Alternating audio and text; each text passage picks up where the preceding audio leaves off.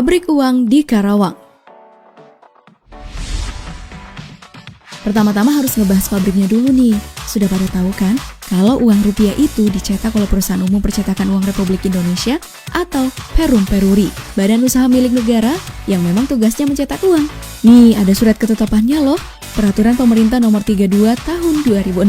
Nah, pabrik uang milik Peruri ini terletak di Karawang, Jawa Barat. Dan tahu gak sih Pop Gengs, perusahaan yang berdiri sejak 15 September 1971 ini tidak mencetak uang rupiah saja loh, tapi juga mata uang negara lain seperti rupiah Nepal, baht Thailand, taka Bangladesh, dan ringgit Malaysia. Nah, selain uang, Peruri juga mencetak berbagai dokumen negara lain seperti paspor, materai, dan sertifikat tanah. Banyak juga ya tugasnya Peruri. Tapi meskipun sebagai satu-satunya perusahaan yang berhak mencetak uang, Peruri nggak boleh mencetak semua mereka, tapi harus di bawah kendali pemerintah. Melalui Bank Indonesia tentunya. Kalau nggak ya rupiah Indonesia bakalan bisa hiperinflasi seperti mata uang Bolivar Venezuela.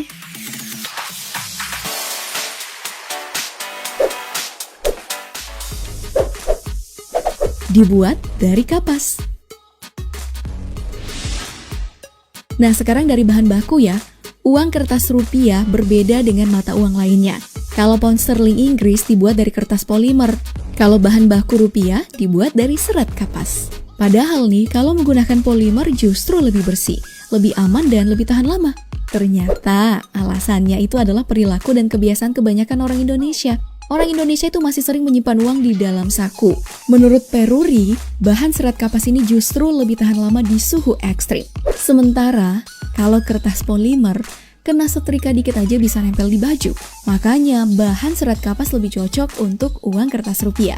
Sesuai dengan perilaku orang Indonesia yang keseringan menyimpan uang di saku. Ayo lo, siapa yang sering nyuci sama setrika duit karena ketinggal di saku? Harus terima kasih nih sama Peruri yang pengertian banget sama kita.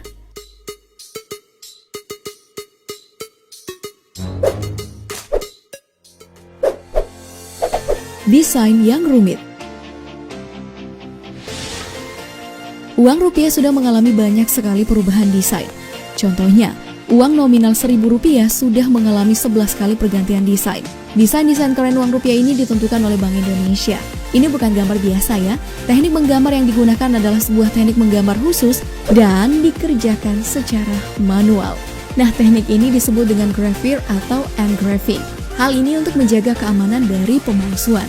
Nah, kamu mau tahu siapa yang melukis uang-uang di rupiah?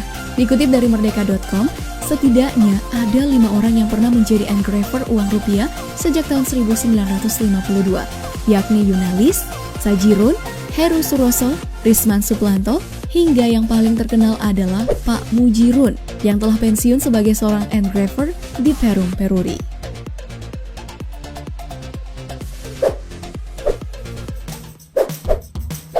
Cara bikin uang. Uang kertas dibuat secara massal menggunakan cetakan logam yang terlebih dahulu diukir dengan desain yang telah disetujui tadi. Pengukiran dilakukan oleh manusia loh, bukan mesin. Hal ini untuk menjaga kerahasiaan dan ketelitian desain uang kertas. Nah, setelah cetakannya jadi, lalu diteruskan ke mesin cetak. Proses cetaknya sih nggak pakai lama ya, bisa mencetak ratusan lembar dalam waktu singkat. Lembaran uang yang sudah dicetak akan diperiksa. Nggak boleh ada cacat sedikit pun. Kalau ada yang cacat dikit aja, uang tersebut dianggap produk gagal dan harus segera dimusnahkan. Oh iya, prosesnya itu dilakukan oleh mesin dan juga manual ya. Wah, panjang banget ya prosesnya. Dan tentu aja harus dibarengin dengan ketelitian ekstra. Lalu untuk uang koin gimana ya? Uang kertas aja susahnya kayak gini. Gimana uang koin? Nah, langkah pertama itu adalah membuat cetakan dasar atau molding yang kemudian diedit di komputer untuk membuat desain 3 dimensi. Setelah itu, desain 3 dimensi tadi dimasukkan ke dalam master cetakan uang koin. Bahan baku uang koin adalah sebuah kepingan logam yang biasa disebut dengan blank coin. Blank coin ini dimasukkan dalam master cetakan tadi dan dicetak kayak gini nih. Simple kan? Nah, kalau udah selesai, uang koin siap deh dikemas dan didistribusikan.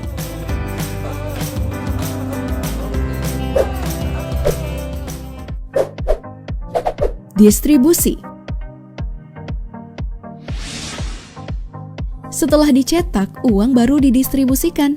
Nah, pihak yang berwenang mendistribusikan uang hanyalah Bank Indonesia yang menyalurkannya ke 44 kantor perwakilan di seluruh wilayah Nusantara yang menjangkau hingga daerah terpencil. Bayangin aja, 44 kantor perwakilan ini harus melayani 515 wilayah. Banyak banget kan? Tapi sebanding sih dengan gajinya. Hihi. Nah, gimana? Udah pada tahu kan proses pembuatan rupiah? Kira-kira kalau kamu tiba-tiba dapat duit miliaran dari perwuri, mau diapain? Beli rumah?